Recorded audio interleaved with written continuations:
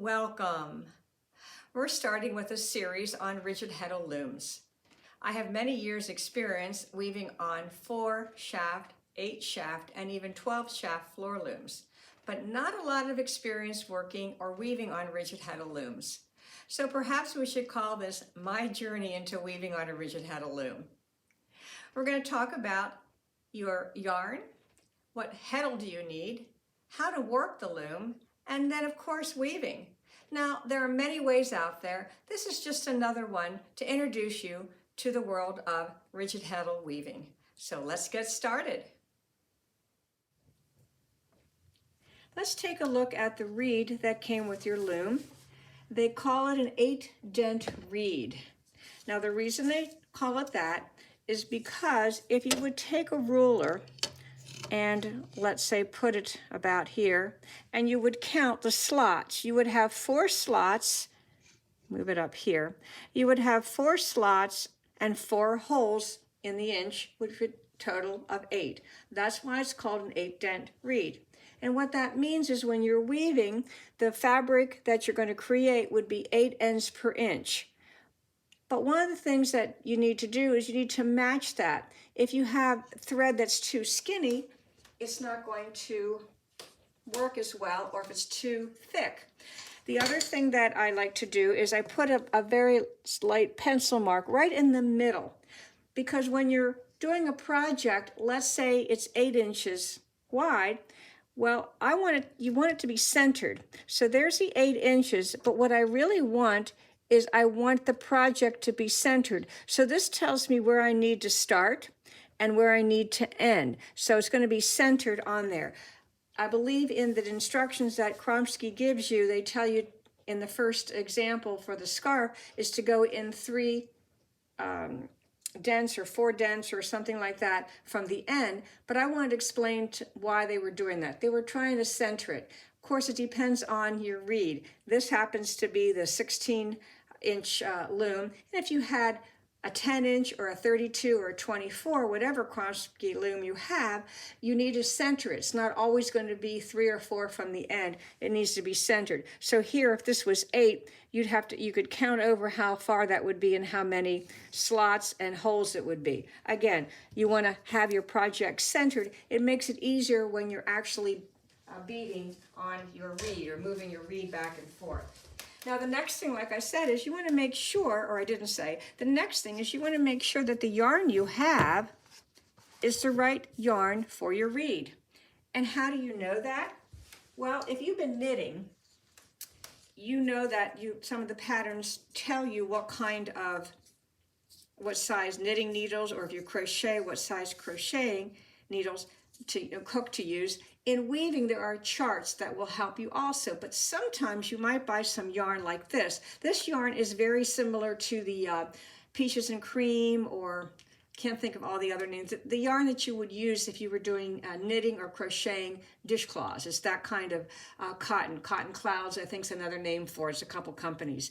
This is the same weight, and if you're not sure what to do, what some people do is they take a ruler and they do wraps.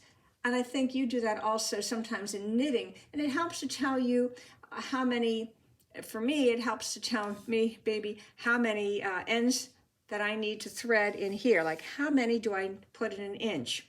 Well, I wrapped this around and it came out to 16 wraps in 1 inch.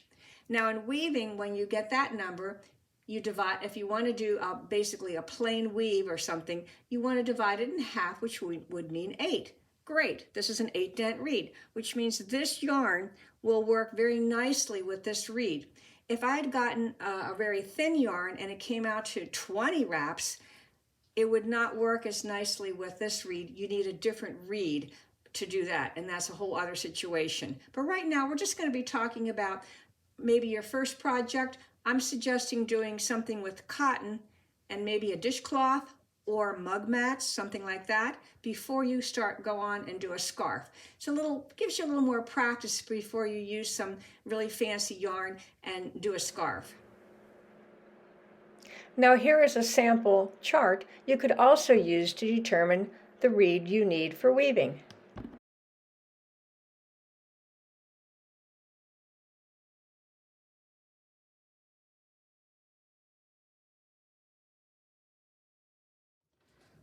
Now I just finished doing all this calculation the old-fashioned way with a paper, a pen,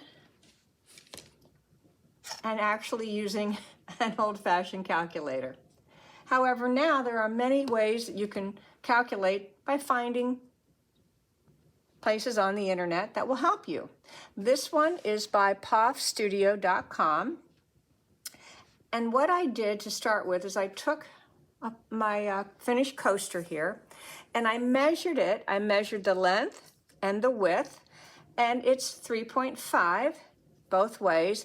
And then the fringe is about 3/4 of an inch on both sides. It'd be 1.5 inches.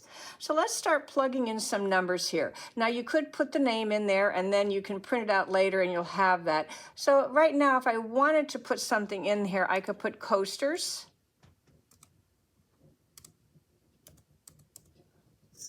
And I have coasters. Now, it asks me for the finished width. The finished width is 3.5. And I'm going to use 15% as my shrinkage. Sometimes 15 is always a good number to use. And it tells me now, nice, that I need about 4 inches in my warp.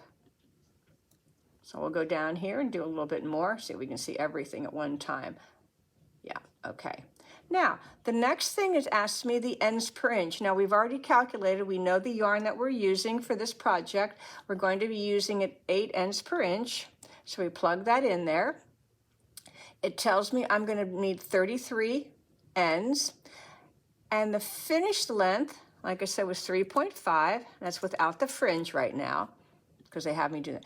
And again, the shrinkage is 15%. I'm going to use the same number. You can use 20 as well.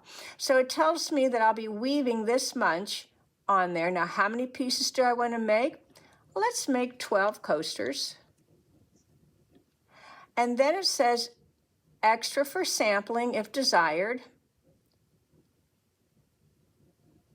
So I'm going to put in 24 inches because maybe I just want to have a little fun with that. Now, the last question, it asks for the fringe.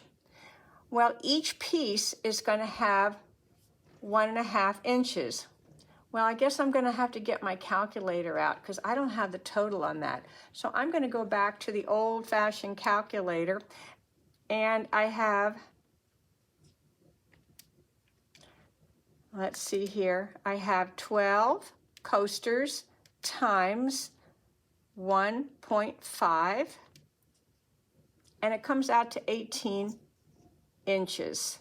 So I am going to plug in my 18 inches here. And it tells me that I'm going to need 115 inches for my warp length. Now over here is asking me for picks per inch. Well, if I'm going to do a balanced weave, it should come out to 8. And what I'm finding right now is it's saying I need 115 inches for the warp. Oh, wait a minute, we go down here.